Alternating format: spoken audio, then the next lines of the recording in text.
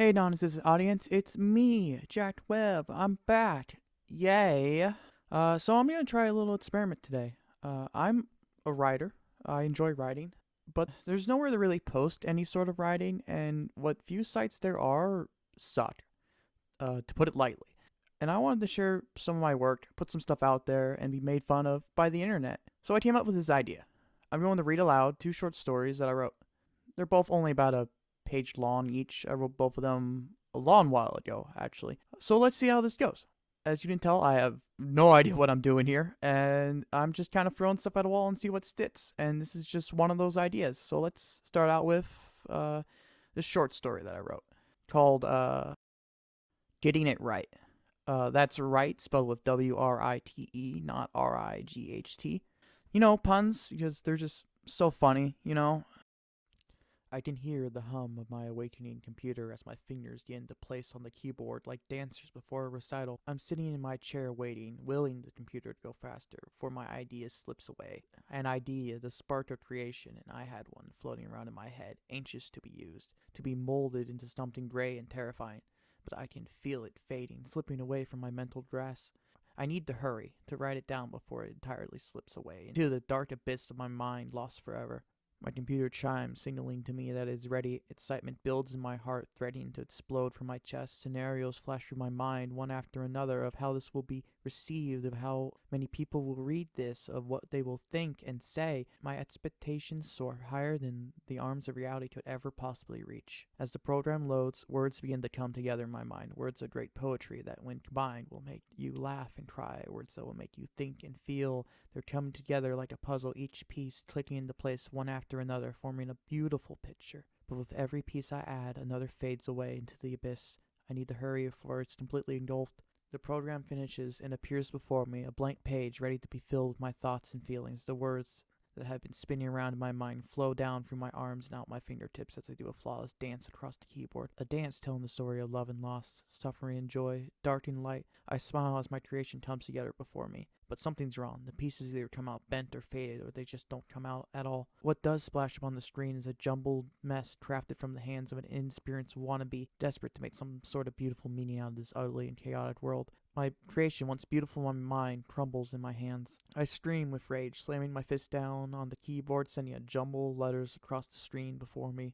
My explosive rage shatters the idea into millions of pieces, sending them scattered throughout my mind, where most of them are lost forever. I stare at my repugnant creation before me, threatening to engulf my soul in the hopelessness of what is yet another failure. I press the power button, turning the screen black forever, erasing my latest failure, in what is a long line of failures of the past and the yet to come. I leave the room with disappointment strapped to my back, continue on through the motions of everyday life, waiting for the next idea to come, and this time I'll get it right.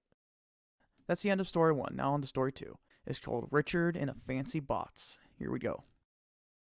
Richard, sit up. You're going to wrinkle your suit. At the sound of his mother's loud, nasal voice, Richard bolted up straight, forcing his eyes away from the moving outside world. Richard straightened up his dark gray suit and his restricting red tie. He looked like a lawyer, a 12-year-old lawyer. This was of no great surprise, as he was groomed to look just like his lawyer father, who was sitting quietly next to his mother on the far side of the limo.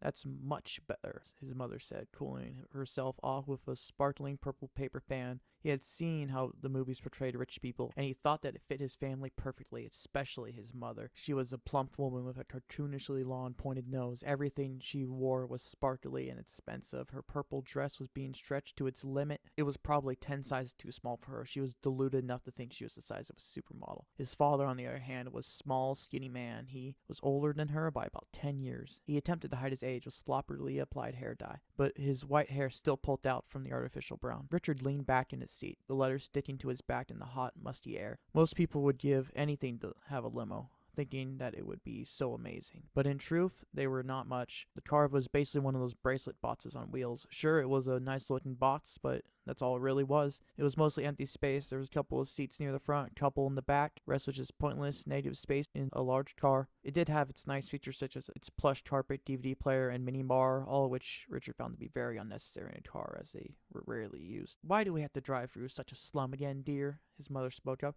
"Because this is the fastest way to the restaurant," his father replied, not fully listening to what was just more of her constant complaining. Richard looked out to the so-called slums. The sky was bright blue with the birds soaring free. stores selling many different kinds of things lined up on the street. Families walked down the unpolluted sidewalks, laughing and holding hands. Some of the people gave them dirty looks as they drove past, but he couldn't really blame them. They might as well have written, "We're rich and you're poor," in big letters on the side of the limo. Maybe a large middle finger painted next to the words. As they drove, they eventually passed a playground. Kids were wearing free-flowing clothes, ran around, playing and laughing, their parents watching worriedly as their kids climbed to great heights on the jungle gym. Richard wanted to jump out of the moving car and run to them, get on the giant red slide, and slide down into the dirt, rolling around in it. But the playground passed, the limo soon entering the expensive part of town, leaving Richard alone in a lawn, fancy box.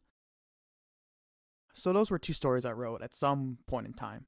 They're not very long, but this was more of an experiment to see how this goes. And if I like it, I might make more.